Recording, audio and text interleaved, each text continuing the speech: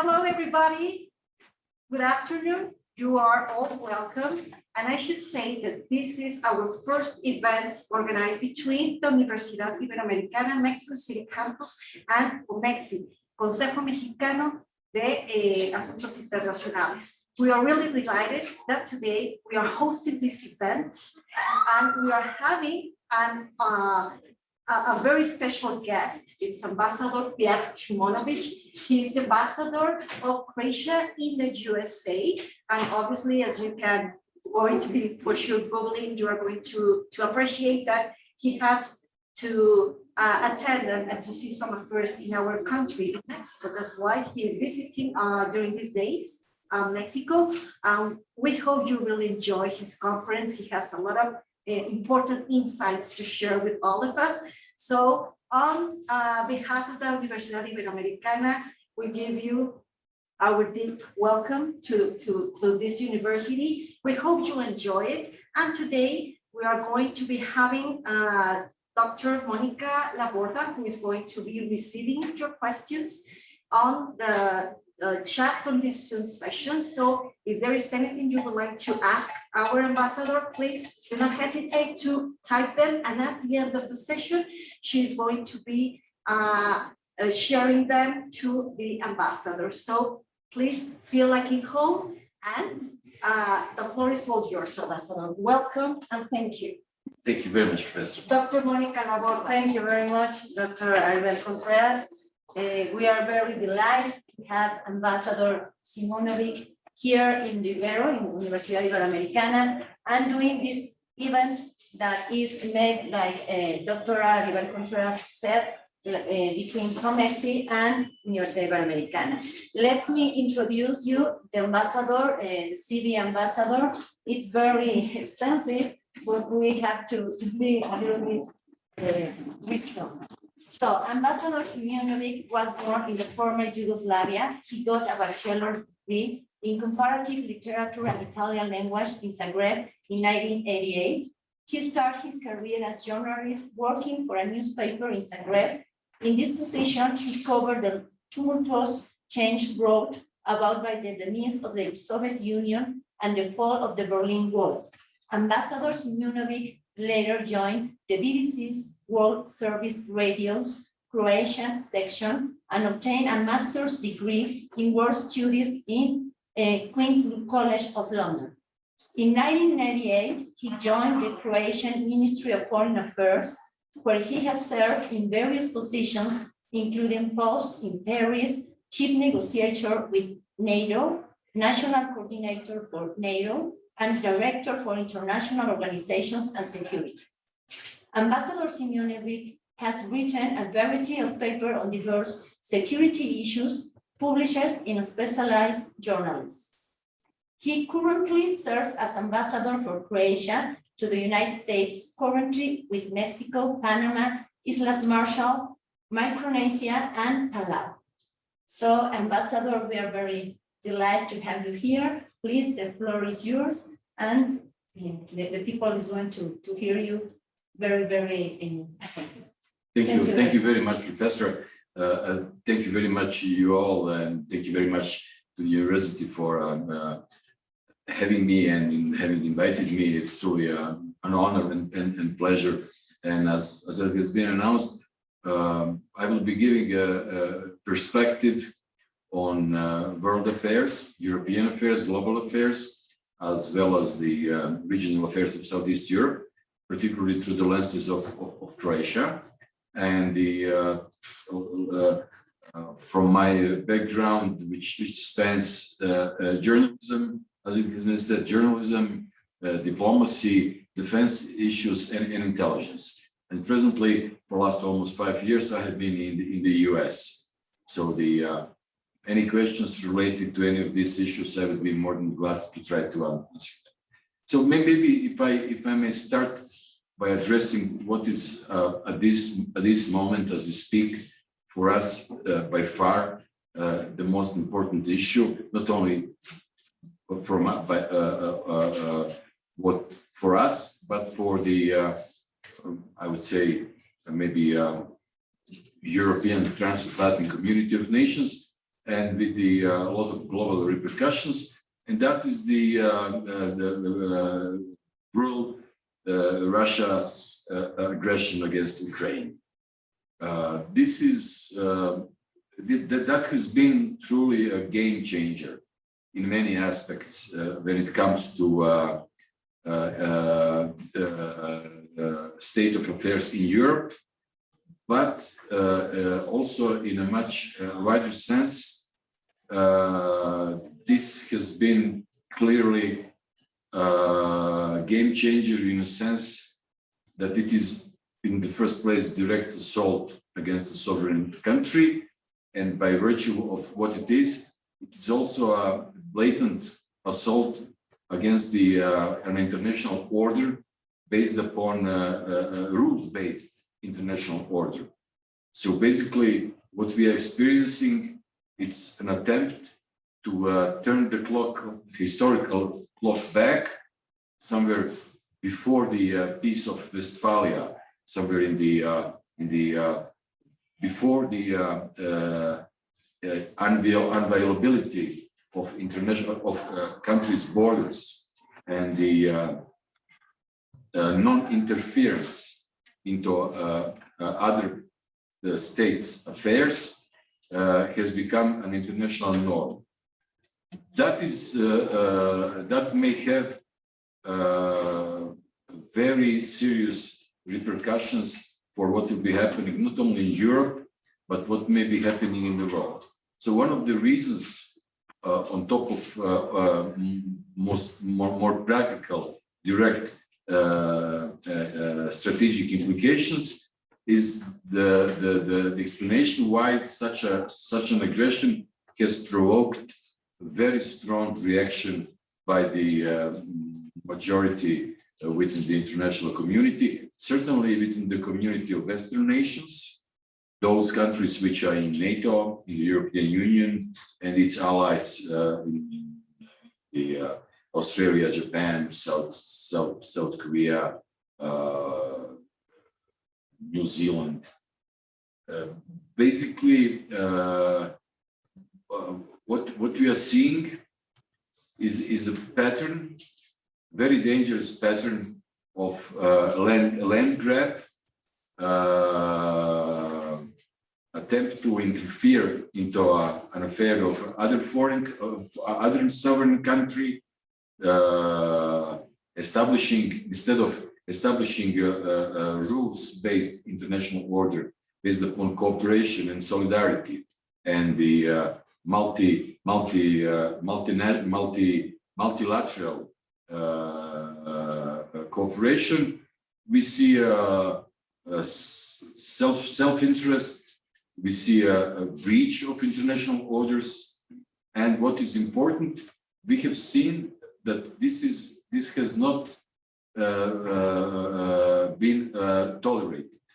What we are seeing is really a very robust reaction against Russia's aggression by the Western allies through a political isolation of Russia, through sanctions, which are among the harshest sanctions ever implemented against any country, and by also by helping Ukraine defend itself, combined with reinforcements of other countries along the so-called frontline countries, which may be exposed to Russian pressure. So the consequences of what is happening, we have seen not only in this world of principles, which are being put in danger. We have seen massive human suffering and implications for the necessity to prosecute war crimes. So that what Russia is doing in Ukraine is giving a new impetus to search for an international justice and to prosecute war crimes, which is clearly what Russia is doing in Ukraine in terms of indiscriminate shelling of civilian targets, outright killing of civilians. That is at this stage already being well documented, and it's still happening as we speak. And to all likelihood, and most unfortunately, it will be happening until this crisis is resolved.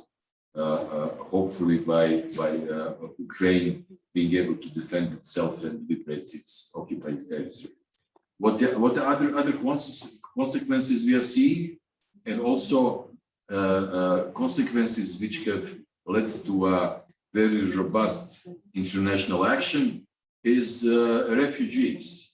We have more than 5 million and rising refugees which have left the country. We have like 7 million of internally displaced persons. So it's a massive suffering. It's a massive suffering of people on the move. And we have seen a strong international reaction aiming to help refugees. For example, Croatia is one of the countries which have up to now accepted 15,000 Ukrainian refugees. And for example, we are not putting any limits upon a number of refugees we are willing to accept. We are all other countries, in the first place, Poland, Romania, Slovakia, Germany accepted more. US is accepting a lot. So that unprovoked aggression has led to a very focused and robust international response, materialized through sanctions, through helping Ukraine defend itself, and to helping Ukrainian refugees fleeing the fighting and fleeing the destruction and shelling. At this stage, we really cannot look into it doesn't make much sense to look into a crystal ball and to see what will be the developments are changing as we speak. Maybe the only wise thing would be to say that to all likelihood, it may seem that the crisis will be getting worse until it gets eventually better. And this crisis is also burdened by so much uncertainty and so much danger that some of the consequences we cannot even try to foresee in any meaningful sense. This is at this stage for us, being a NATO member, being a member of the European Union, certainly the topic of most concern and topic of most of our reflections and in most of our deliberations among ourselves and with other countries in the world, which we would like to have on board in a joint, wide-ranging international action, which would aiming to stop this aggression and to normalize situation. And we see that we have seen also a revival of the UN. UN has many of the actions aiming to stop the war and to condemn Russian aggression have been done through the UN. So the UN, as the most exemplary multilateral organization of the world in which everybody participates, has acquired a new value, and it is becoming an invaluable instrument in dealing this matter. Having said that, it has also shed some light into a problematic structure of the UN.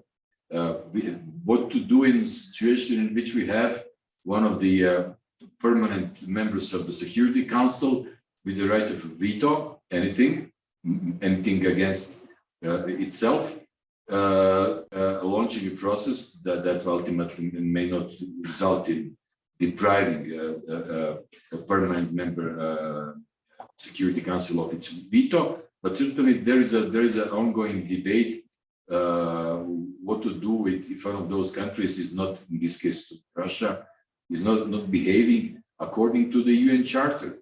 UN Charter is clearly saying that what Russia is doing today is absolutely the opposite of what the UN has been put together to do, promote international peace and prosperity.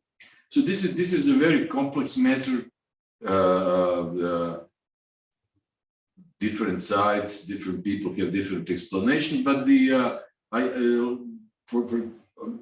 I think it makes sense to simplify things and to say that this is, no matter what the pretext, Russian pretext may be in this particular case, this is a case of outright old-fashioned land grab by means of indiscriminate criminal use of violence. So it is illegitimate, illegal, and dangerous for the international peace and prosperity in any manner, in any sense conceivable.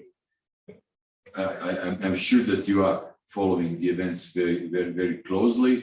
It may not be, Mexico may not be so directly exposed in a security sense, but today everything is connected with everything else. A week ago in Washington, we had the spring meeting of the World Bank and the International Monetary Fund, and what was one of the major topics being discussed?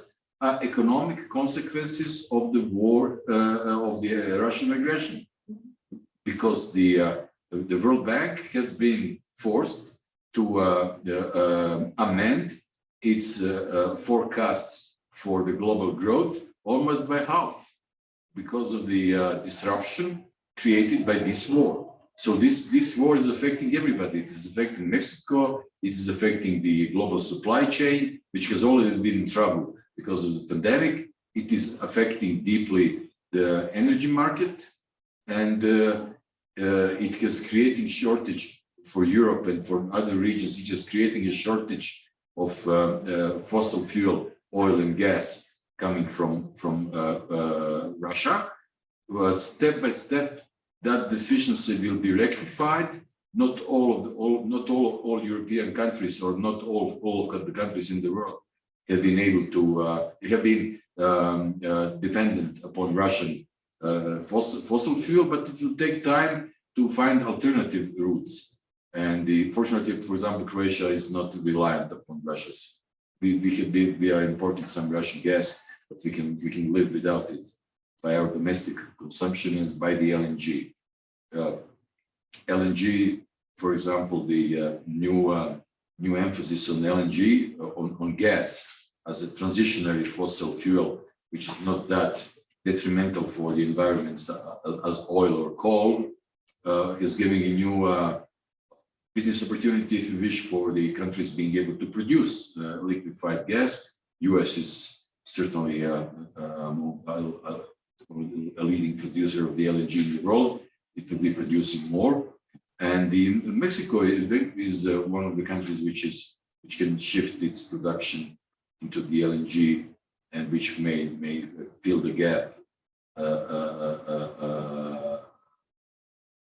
made by disappearance of gradual disappearance and sanctions against Russian fossil fuel. The other unfortunate consequence of the whole crisis is that for a while at least, we have realized that we rely upon fossil fuels still for in the short to medium term, despite our strategic direction to move away from fossil fuels because of the climate change, the global warming. So this, for us, for European Union, for the US, for many countries, remains a strategic goal to get rid of fossil fuels, to help the environment not to reach a point of no return, in which we all will be suffering very violently by the effects of our carbon footprint, which got too heavy for the earth to support us. So this is and we have seen in a short to medium term, we will be dealing with this war, which is again, as I said, unpredictable. It looks that it may last, that the things will not be resolved anytime soon. And on one side, again, we have a willingness of the Western allies to support Ukraine through supplying it and through financing it, to helping its people. And on the other side, we see a willingness of Russia, of Putin's Russia, to go a long way in outright killing civilians, killing a lot of people, and the provoking massive destruction. So this is something surely which will be affecting global order for Europe, for the relationships in the world, for the relationship between great powers, such as between China, US, European Union, other countries, India, and affecting global order also in the economic sense.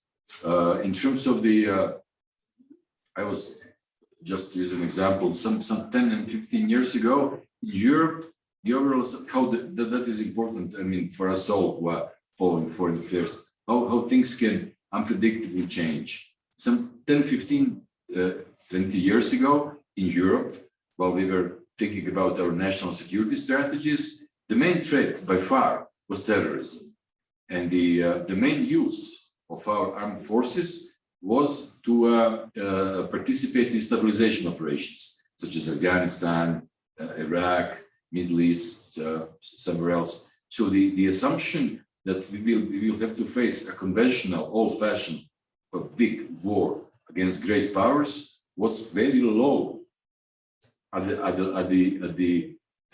terms of its probability. Now, not only that it is high on the probability, but it is not more an assessment. It is actually happening, and we will see a total shift in national security strategies, at least in the transatlantic area, towards more investments in the defense sector, more armaments, more conventional armaments, stemming from the fact that we are dealing with the old-fashioned war among the great powers. This is something we hoped and we thought up to an extent that we may not be seeing anymore, and we are seeing it right now in a way which is extremely dangerous. So I wanted to give you start by giving you an overview of the major strategic concerns we have, we as Croatia, and we as Croatia as a member of the European Union and NATO, which is very much shaping our thoughts and our actions now and in the foreseeable future.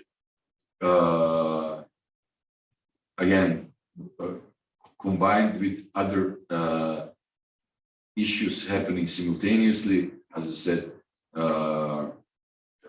necessity to combat global warming, to have a robust and meaningful climate action, and both the present crisis and the pandemic has also taught us a lesson when it comes to supply chains.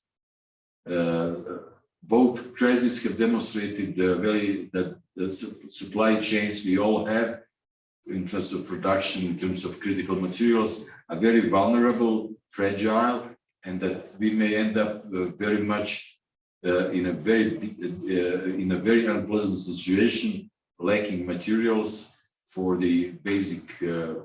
our basic needs. So then now the trend is to make this. The trend is not to go totally self-reliant.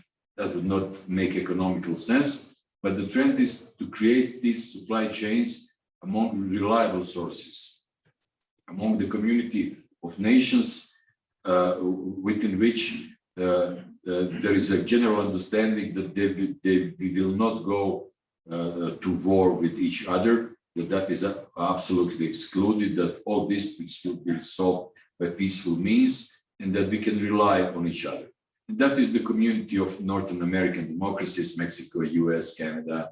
That is the community of other transatlantic, your transatlantic partners on the other side of the Atlantic, European Union, the NATO countries, and again, the countries in Asia, countries in Africa, countries all over the place, which share the same values of democracy, human rights, and the institutions of free market and the rule of law, and the of rules-based international order.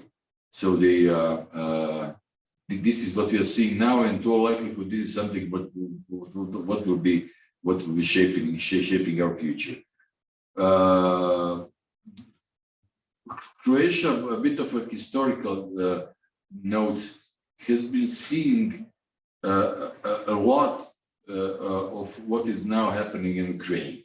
As you know, through your history lessons, Croatia was part of former Yugoslavia during communism, and then once the late 80s, early 90s, when communism collapsed, most countries, puzzlingly enough, Soviet Union, one of them, disintegrated peacefully.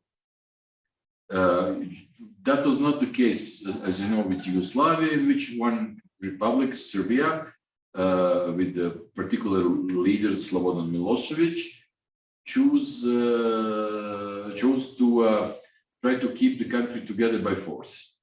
And they had at their disposal the Yugoslav military and the Serbian minorities living in other republics.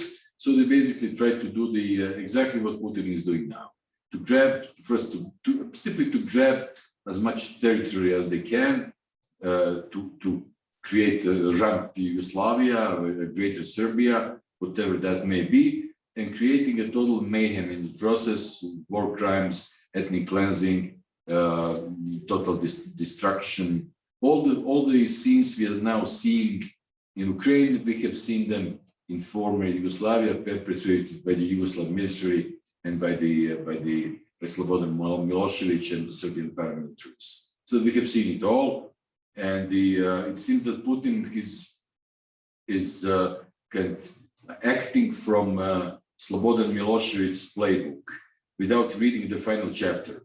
And the final chapter of Slobodan Milosevic was that he ended up extradited by his own country to The Hague when he died in the prison before being sentenced.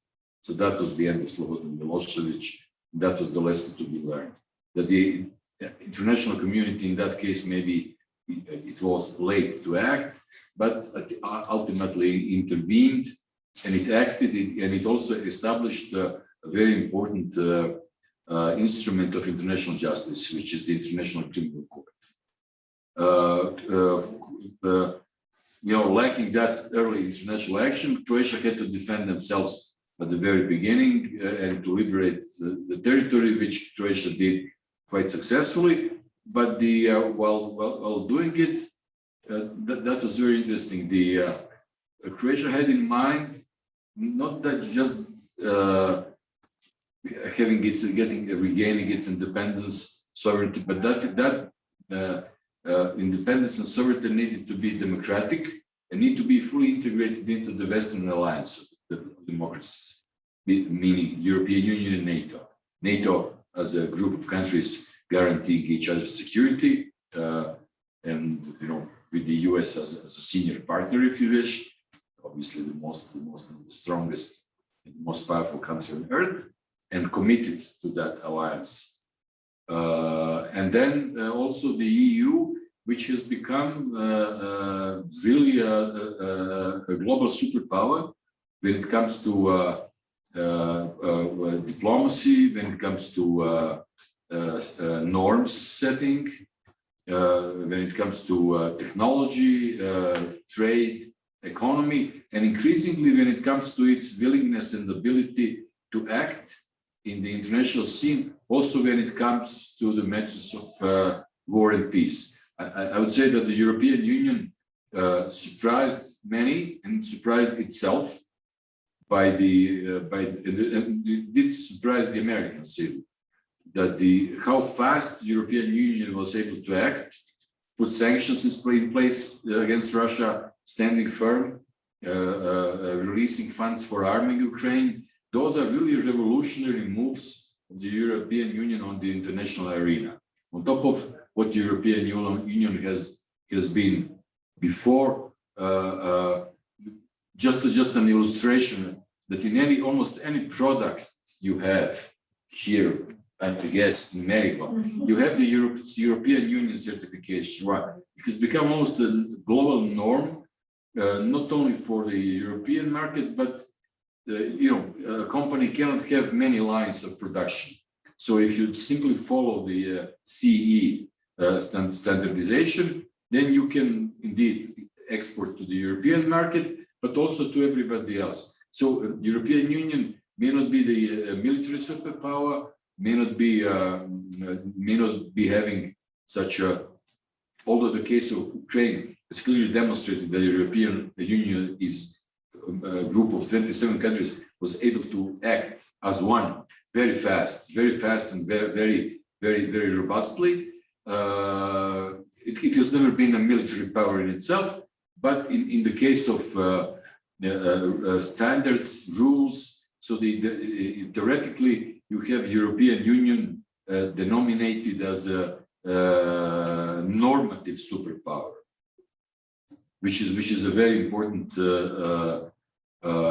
aspect of what the European Union does. And it has been also a normative power in the sense of human rights, rights of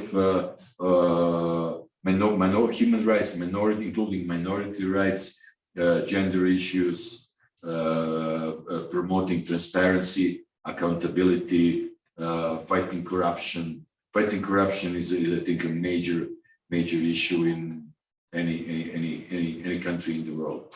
Any country in the world, up to a certain degree. No country is immune to corruption.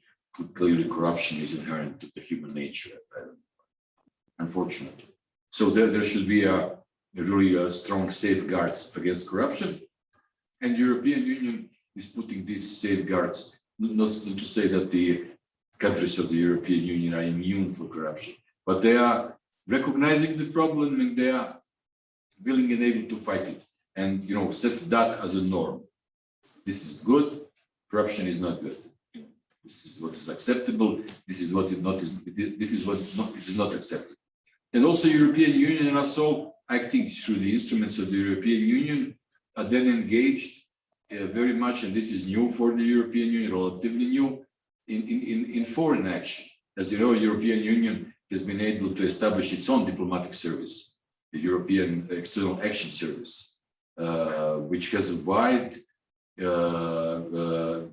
basically, and I just yesterday had a meeting with the EU ambassador, Pjer Šimunović, who is the French national, but because why? He's representing us all. He's speaking on behalf of us all, and we are cooperating closely in a way how we can contribute to the European Union's policy with Mexico, cooperation with Mexico. And the European Union is, in a sense, on our service, helping us do things with Mexico, whatever that may be, consular affairs, or the economy, or having different strategic agreements and memoranda in place with Mexico, for example. And certainly facilitates doing business, because if the European Union does an agreement with the country, it means that that agreement is valid for the group of 27 countries. So that was an amazing way of keeping peace in Europe when it comes and projecting peace abroad. I was 4 years ago at the summit of the Pacific. Mexico. Mexico is basically the leading nation together with Chile, Colombia, and Peru. And then I was amazed to see how much of the European Union integration ideas have been adopted also by the Latin American group of countries, looking into the European Union, how they can standardize issues, abolish borders among themselves, create a joint free market, something like Mercosur. So this idea, and at the same time promote cooperation between the countries and connecting the countries closely, while the countries are connected very closely economically, socially, at a human level. Certainly that lowers any notion of fighting war against each other. Mexico, in that case, is blessed in its most modern history of not being threatened militarily by anybody.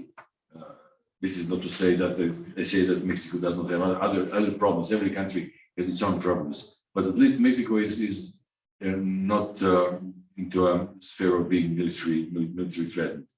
We thought that Europe is the same, and unfortunately we were wrong. What else is our priority? Our priority is also to promote. We have been able to experience ourselves the benefits of membership in the European Union and NATO in terms of security, in terms of prosperity, in terms of enhancing, being a small country, a relatively small country, enhancing our weight in the international arena, but being able to act also not only as us alone, but also as a member of a wider community of tightly knit nations, NATO and the European Union. So we are not only Croatia, we are NATO and we are European Union, which is very important. So we see that in one of our priorities, it's also to help other countries in Europe wishing and able to get into European Union and NATO to promote that open door policy. And at this stage, we have a number of countries in the Western Balkans pursuing that track. Montenegro, already a member of NATO. Northern Macedonia, also already a member of NATO, wishing to get into the EU.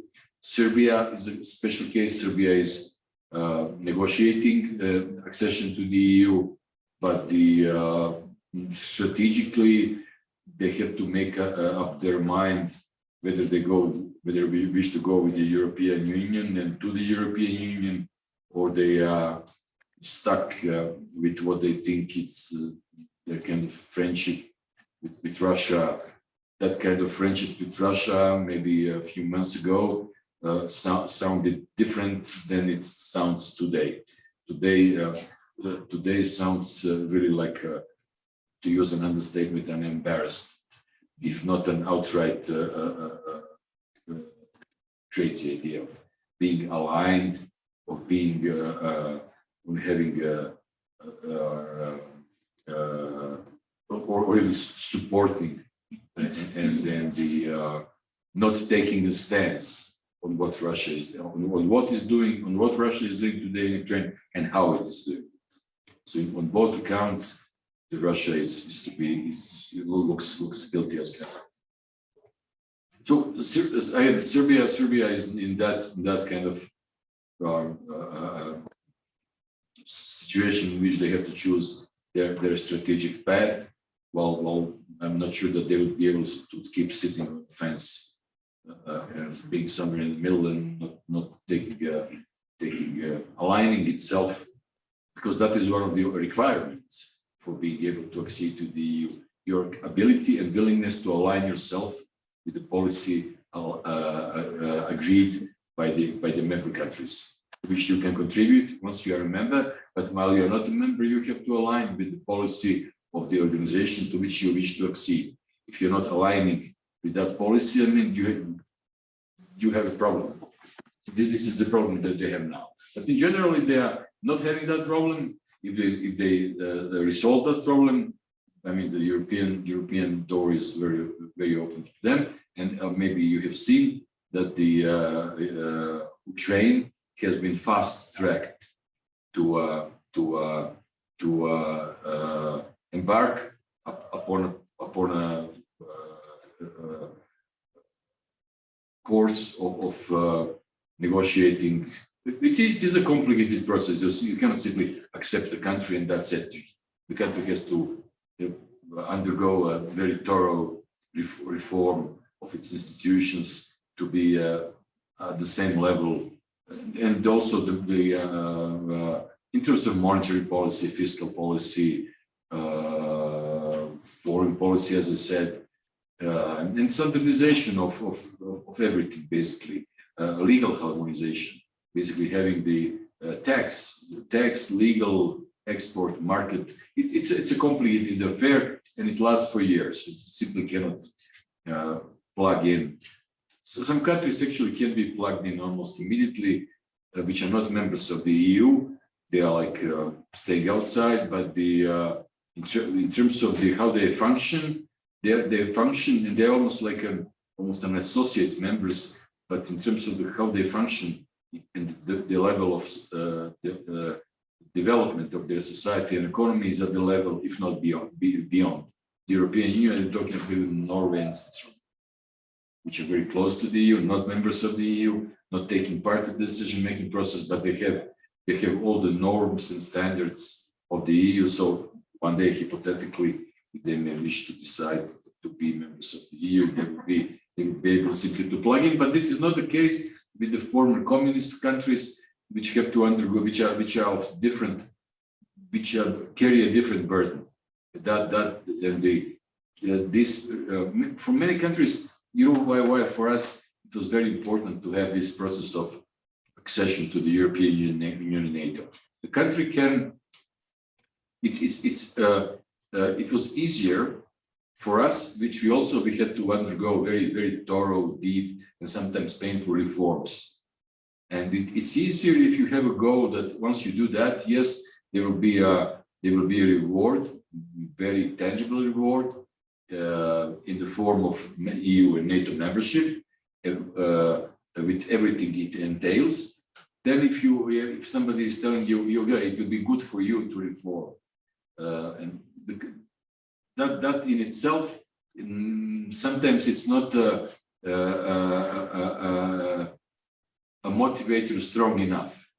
So we have seen the benefits of having that goal in front of us to be able to make some painful reforms, and I think it's applicable to other countries which have not yet become members. And overall, I think the lessons learned from the accession process are applicable to many countries which need reform in its political system, in its social system, human rights issues, accountability, transparency, harmonization with the most advanced standards. So I think it's very much applicable to everybody, up to different degrees. What has been very peculiar for us all, for the entire group of post-communist countries, is the legacy of communism, and that is something which was really something which needed to be reformed thoroughly, because the operating of that system was not. You are lucky enough in Mexico that you never had, communism. Any kind of left-wing government in a democratic society, maybe from the right side, stands accused of being communist. But this is far from that. Communism is really a brutal totalitarian society which has nothing to do with freedom. So and the way how the economy was functioning was unsustainable. It was not competitive in any sense, not based upon market value. It was a closed economy which was maybe functioning within its own borders, but it was not integrated into the global system. And as we have seen on the example of the Soviet Union, it fell apart. It fell apart big time. So I have been speaking a lot. Maybe just to give you some snapshots of the basic strengths we are dealing with. We think the most important, not only for us, but for a wider community of nations and for the world at large, including again Mexico. To finish with Mexico, that was why I'm here. We see Mexico as really full of potential when it comes to import-export, when it comes to investments, joint ventures. We have a framework of global agreement between modernized global agreement between Mexico and the European Union, which Mexico for us is a privileged partner in one of the most important, member of G20 and one of the major global economies. And we see a lot of potential in cooperating very closely. Again, as if you remember, I said that the idea we all have now is to have reliable supply chains of basic materials as well as products. And certainly we view Mexico as one of those countries within which, and also being able to produce stuff at the high end, high technology end, having a well-educated and strong labor force, and clearly having such a privileged access to the North American market, which is also important, having a large experience in some fields, such as the automobile industry, which is making a shift also, as we understand, towards electric drive. So the potential is here to have investments in cooperation with Mexico when it comes to the new generation of cars. It is certainly the IT industry. IT industry is big. We also just recently heard one of our major new startup IT companies, which has been buying also companies in the US that do well. They're doing different applications in cybersecurity, establish its office here in Mexico City. So for them, this is a very promising market. And again, as I said, energy in a transitionary period, Mexico having resources to be exporter of gas. That is something which will be very, very interesting in terms of what is happening on the global market. Tourism is something which is, needless to say, my friend here of the Croatian origin, Luis Martin del Campo Šteta, is the representative of the tourism industry, having himself been involved in that in Cancun. So for Croatia, tourism industry is a really big industry. It's a beautiful country, welcoming everything, gastronomy, Adriatic islands. And in our case, it's like 20% of the GDP. 20% of the GDP is tied to tourism. So and we also hear that Mexicans like to travel to Croatia. So we like to see more Mexicans visit Croatia, and vice versa. Vice versa for Mexico, tourism is also a big portion of Mexico's industry. But I understand, if I'm not mistaken, that 20% of the Mexico's GDP is tied with the car industry, right? So Mexico is truly big in the automobile industry. So we us Croatia and us European Union see Mexico as a really privileged partner when it comes to doing things together in all these fields of climate action, political consultations, being on the same side when it comes to all these big global issues, climate action, of course, and the being linked. I mean, obviously the big player here is the US, our northern border, which is part of all all our deliberations. But certainly when it comes to this important supply chain thing, this is something we see a great potential of close cooperation between Mexico and US, Mexico, European Union, Canada, other countries, which are truly connected by culturally, by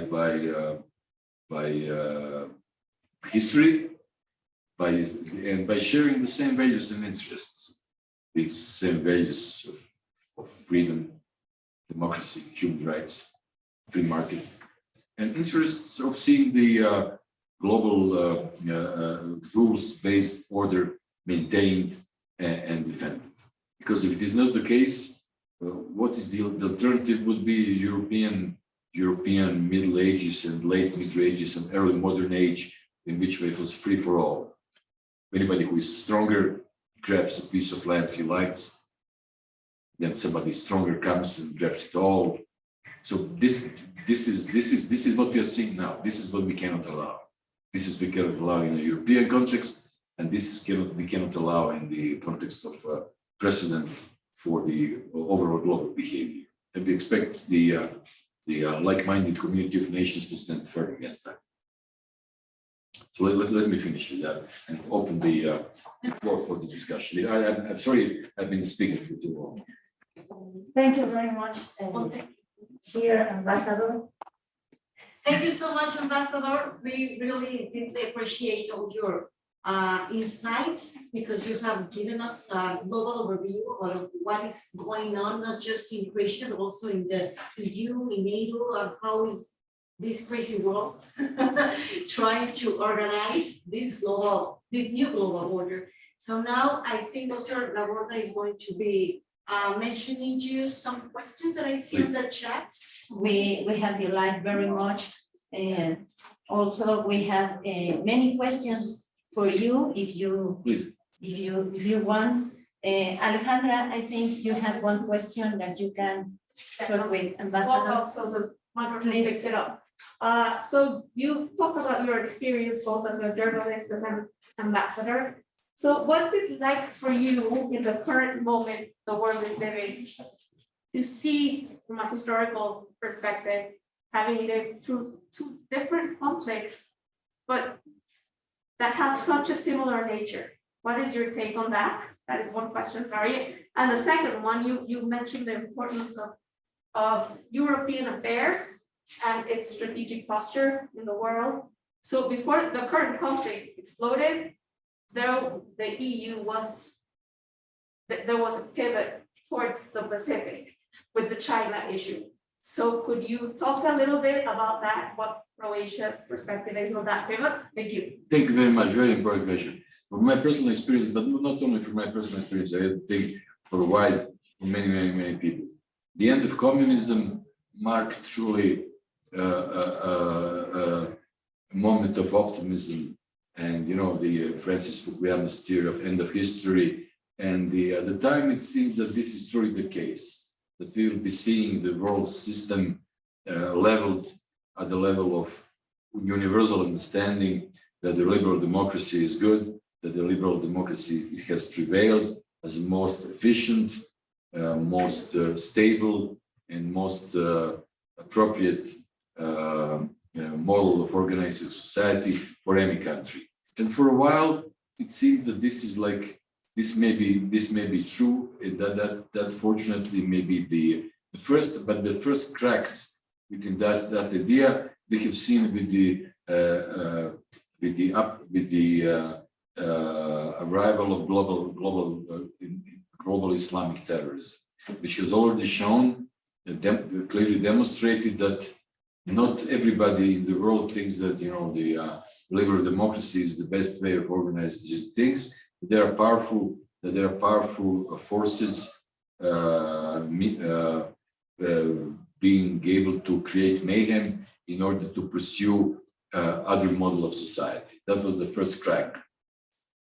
The second crack has been what has been presented by China and Russia.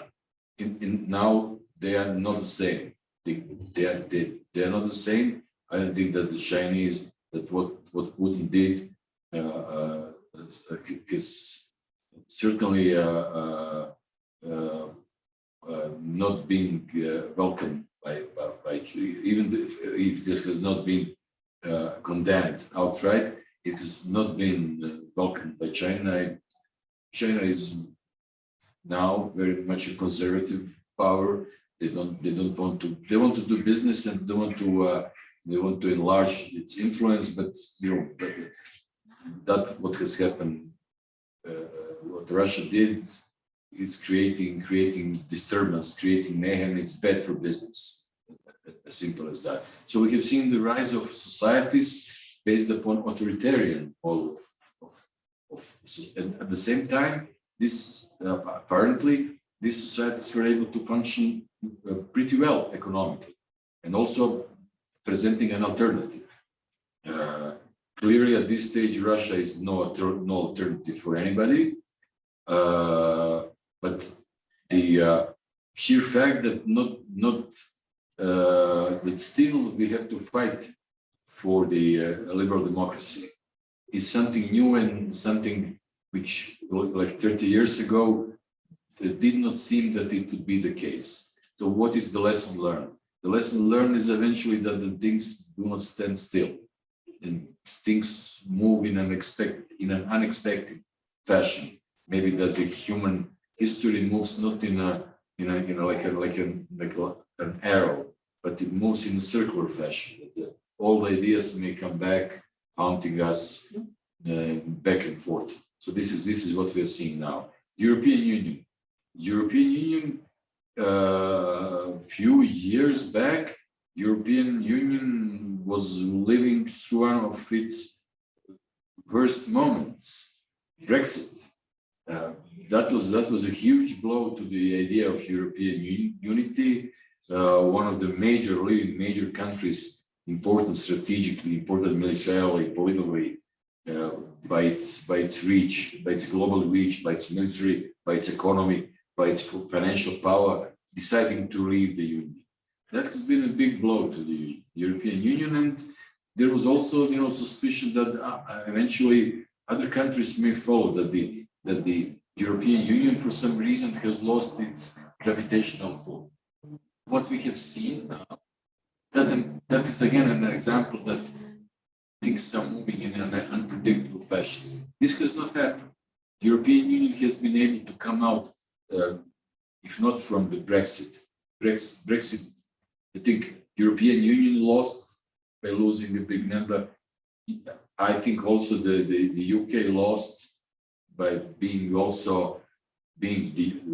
never ending being UK, but also being a EU member. But that was a sovereign decision by the British people. I cannot comment on that. He has been able to come much stronger through by demonstrating that it was able to act and put its act together very robustly while acting during the pandemic, in terms of working on the vaccine, distribution of the vaccine on behalf of instead of having different European Union countries competing against each other. There was a mechanism of coordination, of having a joint response, and also having the huge solidarity fund, which was able to help countries and the businesses in member countries bridge the gap of the pandemic, which was truly destroying businesses by these billions of euros being pumped into the support of the businesses. So it has demonstrated its value for the member countries. And now we see how important the European Union is, how important a player European Union is when it comes to dealing with the crisis such as the one in Ukraine, for which the European Union was not originally designed. So it has, by working together, it has evolved into a really like a power on its own. So this is something what we have seen in this while trying to respond to your two questions. Thank you very much, Ambassador. If you want, I have 3 questions. Yes.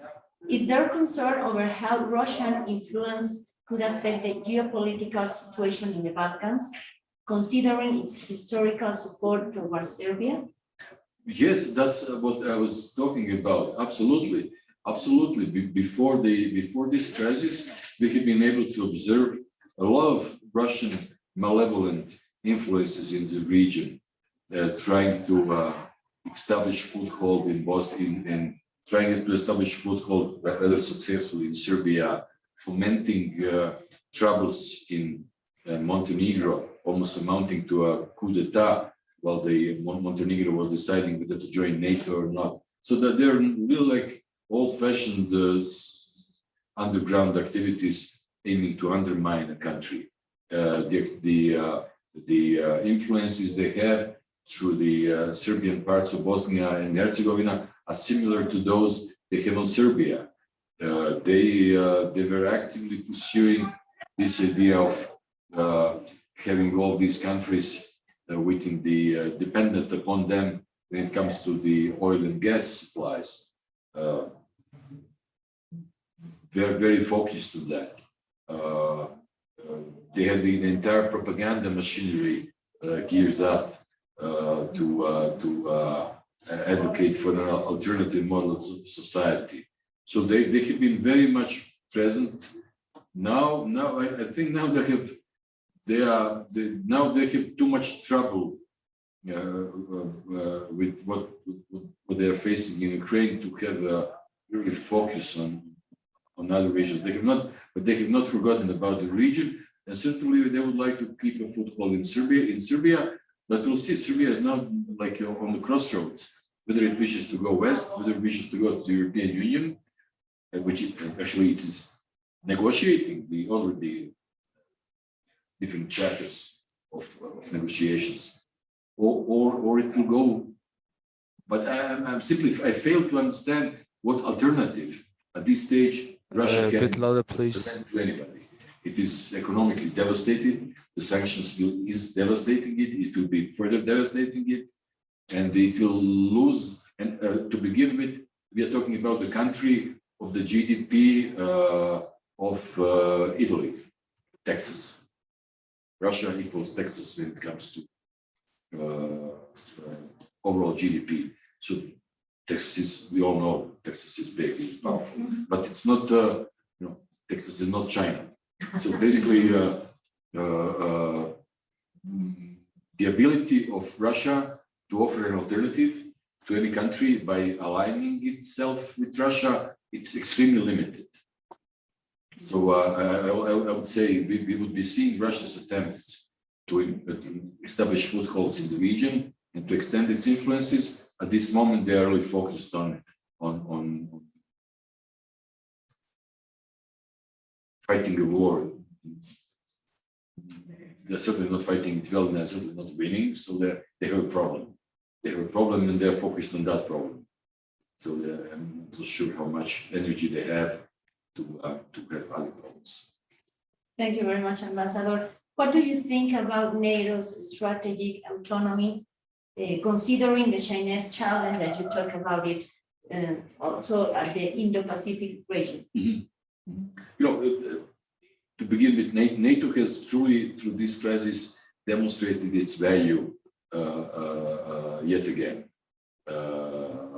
Russia is maybe saying this, maybe saying that, maybe playing some kind of brinkmanship with NATO member countries, but I'm not sure that it can even contemplate realistically attacking a NATO member country. There are ironclad guarantees that would automatically trigger response by all the NATO allies, meaning the US and everybody else. So in these countries, if they are not in NATO, like the three Baltic countries, Latvia, Lithuania, Estonia, Poland, Romania, Slovakia, Bulgaria, Romania, would have been in a totally different position vis-a-vis Russia now. And Russia having proven that it is willing and able to attack another country for the sake of grabbing land, by extension of that logic, would not be stopped doing the same vis-a-vis other countries, which they used to be either composing parts of the Soviet Union or the members of the Warsaw Treaty. So what is stopping them of doing that is actually membership of this country in NATO. So that was the very stabilizing effect of sobering effect on Russia of the NATO enlargement. NATO's primary mission is in the transatlantic area. That is what it stands in its founding charter. So and certainly it can help promote peace and stability in other regions in the world through which is already happening with its global partners, such as Australia, Japan, other countries. But the main focus of NATO remains the transatlantic area and the engagement with its strategic partners. Thank you very much. And finally, Ambassador, due to these hyper-connecting economies that you talk about, how opportunities do you realize there are between Croatia and Mexico, thinking about this climate support. Also thinking about our global economy students that are very interested in find some opportunities between Mexico and Croatia. As I mentioned earlier, I'm really enthusiastic about the meeting I just had in the Ministry of Economy in terms of the business opportunities offered by Mexico and the context of cooperation between the European Union and Mexico in terms of the within the this modernized global agreement we have between ourselves. And Croatia is part of that, and we see really very tangible and promising business opportunities in the fields of automotive car. We also becoming very big in the battery production in the electric cars. So that is certainly a field of cooperation. IT industry is something very important, and the investments back and forth in the fields of different manufacturing. We have one major Mexican company basically owning a main Croatian cement factory. By virtue of that company having acquired a UK company, they ended up owning the cement factory in Croatia. So we have to see a lot in a globalized world. We see a lot of maybe unexpected, unforeseen opportunities to have joined. Mexico for us is really like very nicely strategically placed between the Pacific and the Atlantic, between the North and South America. So it's really like having a free trade agreement with North America, within North America. So for us, it's and likewise, I guess for the Mexican businesses, establishing production line in Croatia follows a similar logic, because it's immediate access not only to the Croatian market, but to one of the largest markets in the world, which is the European Union. And for us, the same logic, accessing the Mexican market, it's automatically accessing the North American market. So there is a lot of opportunities, a lot of convergence. And again, as I said, the systems are compatible in terms of the same rules, same logic, same democratic political systems, same market economy. Yes. And we are just so that this is also something we are discussing with our Mexican friends, and we are grateful for the support we have been getting. Croatia is now in the process of accession to the OECD. Mexico being a member of the G20, Mexico being a member of the long time member of the OECD, we are now in the process of entering into the OECD, having reached that stage of development.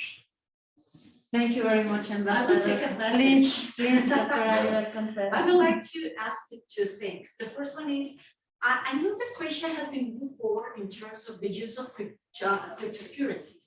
So I would like to have like a further information about how is your country working on this movement in the use of cryptocurrencies. And the second question is, how is Croatia going to be facing the situation of the natural gas dependence on Russia? Because during the last hours, this is like the trending topic. Two great questions. Thank you very much. My pleasure, Ambassador. First question, cryptocurrency. It's not easy news very much. I guess individually they may be used on an anecdotal level, but it's not at the forefront. Maybe I just remember meeting a businessman in the US, serious, not the one, and he's doing crypto. To me, I have to admit, it's a new world. It may be the way of future, I don't know, but we are not so much into it. But what we are very much into is as of next year, beginning of next year, we will be introducing euro, and that is another asset. So now we have our national currency, kuna, which is strongly tied to euro, and the entire economy is only for a number of years operating fully in euro. But from the 1st of January next year, we will be joining euro. So that simplifies things, simplifies doing business. It's one currency, one strong, And it's also the kind of recognition that the country's monetary system is stable enough and compatible enough with the most advanced monetary systems like the Germans or the Dutch. So these are the systems which are very stable and strong, and they are, you know, they have been scrutinizing Croatian system very closely in order, because now we are, you know, we will be tied into on the same boat, and they wish to have on that boat only countries which will not be a burden, but an asset. Fortunately, we are able to satisfy our demand for gas by a combination of our domestic sources, onshore and offshore, and by the LNG.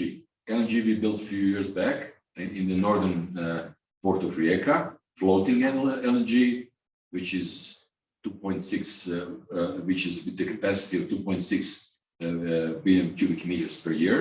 We will be enlarging this capacity and enlarging it still further, and also enlarging the transportation capacities, even because this is what is needed not only for us, but for the this LNG is not meant to serve only to serve our needs, but for the other Central European countries, including Ukraine. The ambition is also to help Ukraine get rid of the reliance on Russia, which is very helpful. So we are importing something like 20% of our gas needs for Russia, and we can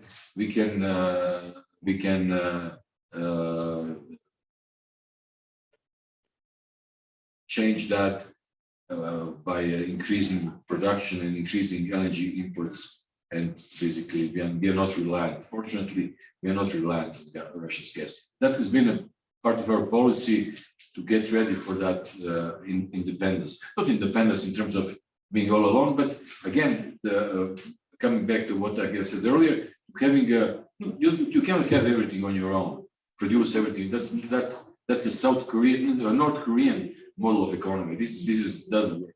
But having partners and suppliers along with reliable supply chain among a like-minded group of countries. Excellent, thank you, Ambassador. There's also a question. Yeah, building on what you were just mentioning, the dependency of energetics, aside from the Russian issue, there's a trend of going green, net zero decarbonization. So in that sense, what are Croatia's achievements, if we can call it that, and goals towards, you know, cleaner energies and combat on climate change? Absolutely. I mean, we are part of the European Union Green Plan, which is, I guess, among the most ambitious plans globally to drastically reduce our carbon footprint and to be able to stop global warming and even to reverse it as soon as possible. So we are part of that, which means getting rid of coal entirely. We are close to that. Reducing reliance on oil.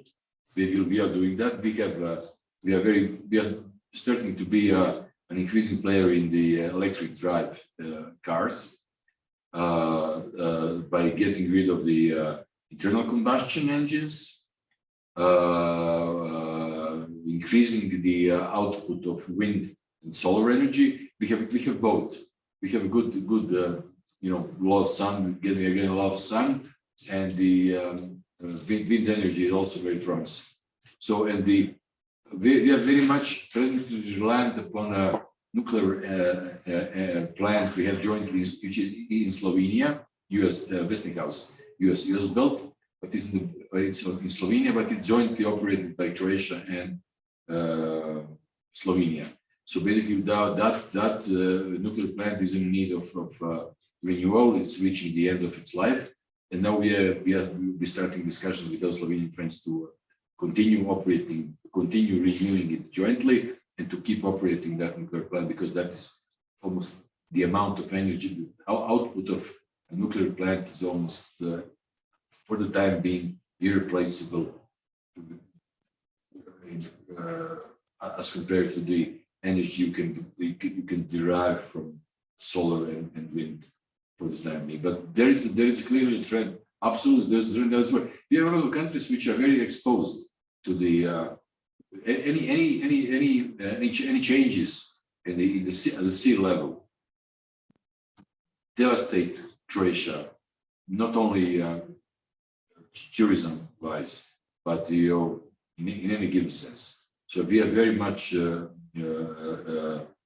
fragile, and we feel the change being very detrimental. To committed 100% to water sources, preserve the water sources.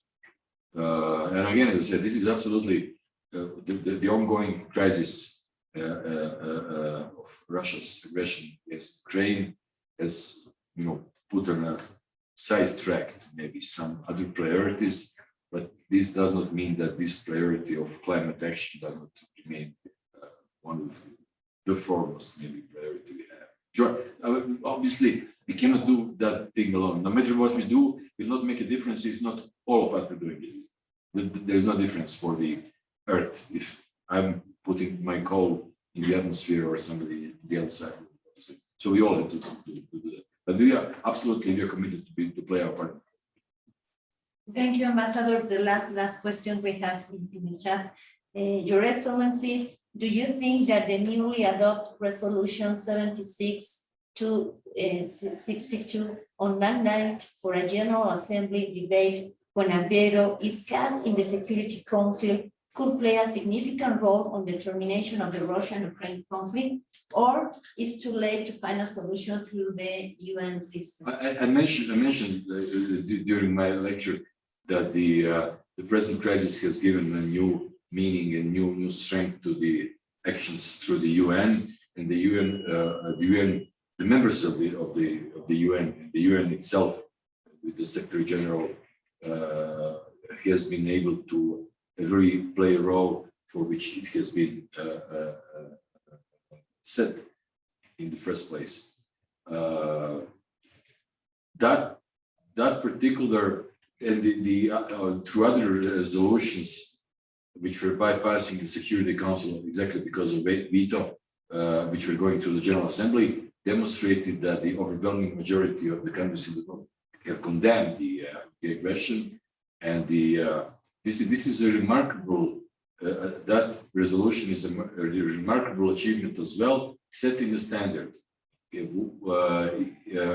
To all likelihood, it would not be able to change the order of things.